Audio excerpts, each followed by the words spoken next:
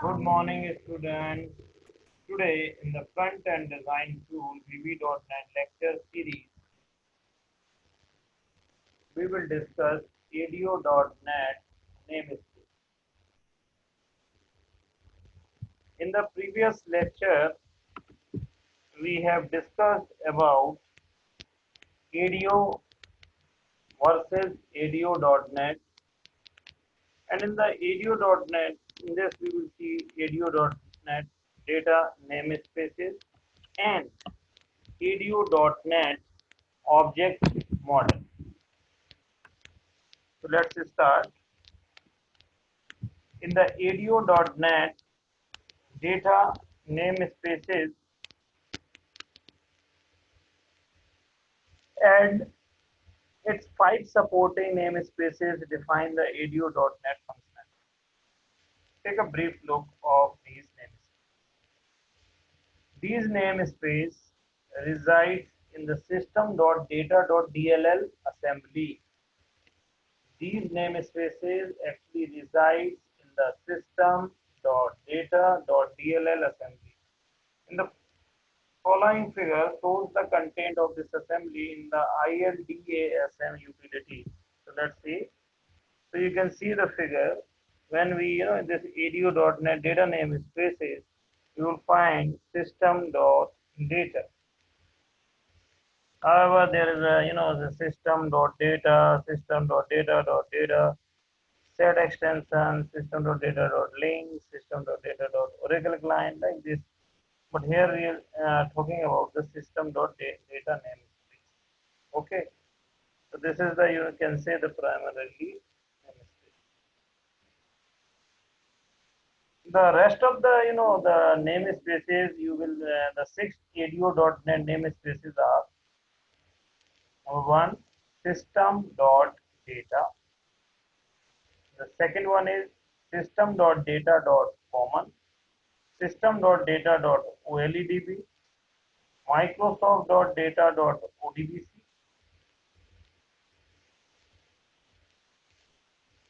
system.data.sql client, and system.data.sql types. So these 6 ADO.namespaces are there. Now, one by one, we will explore all these things. Now, first, we will start from the system.data. So, the system.data namespace is the core namespace of the ADO.NET. It consists of the base classes of the ADO.NET architecture. All data providers use these classes. It defines classes that represent tables, columns, rows, and data sets. Some common classes from this namespace: data view, data view manager, data set, data table, data row, data column, and data relation.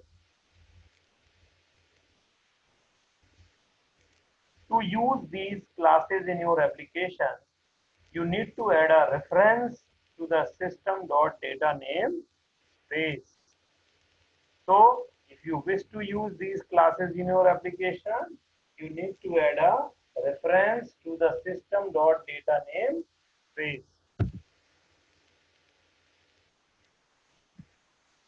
Now, the second is system.data.common namespace. So, the system.data.common namespace defines common classes. These classes are base classes. For concrete data provider classes, these classes are shared among all data providers. DB connection, data adapter, DB data adapter, data column mapping, and data table mapping are some of the class defined in this namespace. To use these classes in your application, you need to add a reference to the system.data.common namespace in your application. Now, the system.data.oledb, the system.data.oledb namespace defines classes to work with OLEDB data source using .NET. OLEDB data providers. To work with an OLEDB data source, you must have an OLEDB provider. For that data source, each data provider component has a class corresponding to it. These classes start with OLEDB followed by the component. For example, OLEDB connection class represents a connection object. Some of the common classes of the namespaces are OLEDB data adapter, OLEDB data reader, OLEDB command, OLEDB command builder, OLEDB error, OLEDB parameter, OLEDB permission, and OLEDB transaction. To use these classes in your application, you need to add a reference to the system.data.oledb in your application. And the next namespace is the Microsoft.data.odbc. The Microsoft.data.odbc namespace defines odbc.net data provider classes to work with the ODBC data sources. To work with ODBC data source, you need to install an ODBC driver for a database. The Microsoft.data.odbc namespace classes start with ODBC, followed followed by the component. For example, the ODBC connection class represents a connection object. Some of the common classes of this namespaces are ODBC data adapter, ODBC data reader, ODBC command, ODBC command builder, ODBC error, ODBC parameter, ODBC permission, and ODBC transaction. To use these classes in your application, you need to add a reference to the Microsoft.data.odbc namespace in your application. The next is system.data.sql client. System.data.sql client is defined SQL.NET data provider classes to work with SQL Server 7.0 or data databases. Similar to ODBC and OLEDB classes, the classes in this namespace start with SQL. For example, common classes are SQL connection, SQL data adapter, SQL command, SQL data reader, and SQL transaction. If you wish to use this in your application, you will have to make a reference of system.data.sql. The next is SQL system.data.sql client. The namespace defined SQL.NET data provider classes to work with SQL Server 7.0 or later. System.data SQL type providers, a group of classes representing the specific types found in SQL Server. Some of these classes are SQL binary, SQL money, SQL string, SQL double, SQL datetime, and SQL numeric databases. Similar to ODBC and OLEDB classes, the classes in this namespace start with SQL. For example, common classes are SQL connection, SQL data adapter, SQL command, SQL data reader, and SQL transaction. Now we will discuss the ADO.NET object model. So the ADO.NET object model is nothing but the structured process flow through various components. The object model can be pictorially described as, see in this picture you can see that there is a data provider. With the help of the data provider, the connection is established. There is a command. With the help of the command, you can read the data. Reader is there. Data adapter is there. Data adapter. There are different sort of things. We can have different operations we can perform, like select. Select command is there. Insert command, delete and update. So this four-man operation we can perform with the help of this data adapter. One is called the select command if you wish to select the data from the table. If you wish to insert the data, so you can use the insert command. If you want to delete the data, you use the delete, and if you wish to update the command, you will use this update command. There is one thing that is called the data set. So data, relation connection. With this data adapter, is also you can connect with the data table collection, and the data table collection is consists of data table, data rows, data columns, data, and data constraints.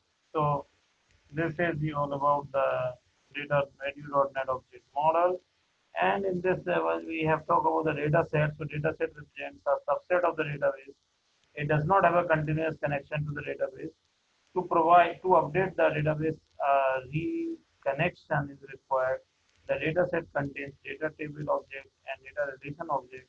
The data relation object represents the relationship between two tables.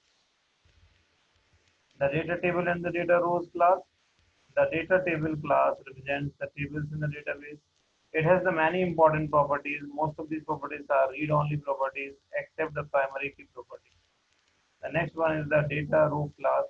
The data row class, object represents a row in a table. It has the many important properties. The data adapter and data reader object. So the data adapter object acts as a mediator between the dataset object and the database. This helps the dataset to contain data from multiple databases or other data sources. The data reader object is an alternative to the dataset and data adapter combination. This object provides a connection-oriented access to the data records in the database. These objects are suitable for read-only access. So this is all about the ADO.NET object model. Here we will, these are the references, and this is the next ADO.NET nemesis we have discussed. So in the next topic, in the next lecture, we will discuss about more on ADO.NET. Fine, or we will see how we will create a connection in the ADO.NET. Okay, so